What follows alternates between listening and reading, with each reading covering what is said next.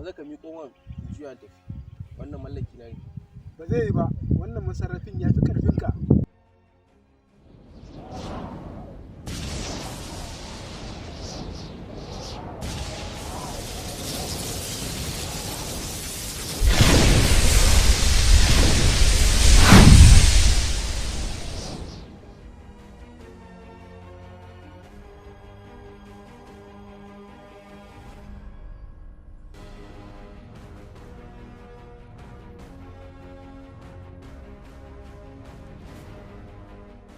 Kun kyauta, kun kawo man kanku a wuri keɓantacce, kuma dole ne sai na karɓi wannan masarrafin.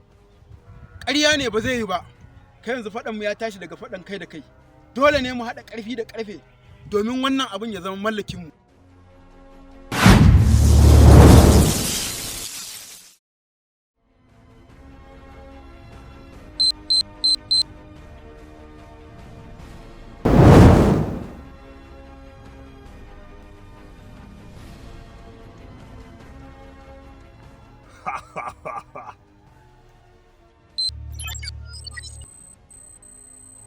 Wannan abu ya zama mallakin Jagwa. Wannan masarrafin da ka ɗauka mallaki na ne, ka bani shi nan wurin. Da kyau, sai ki biyo Jagwa ki amsa.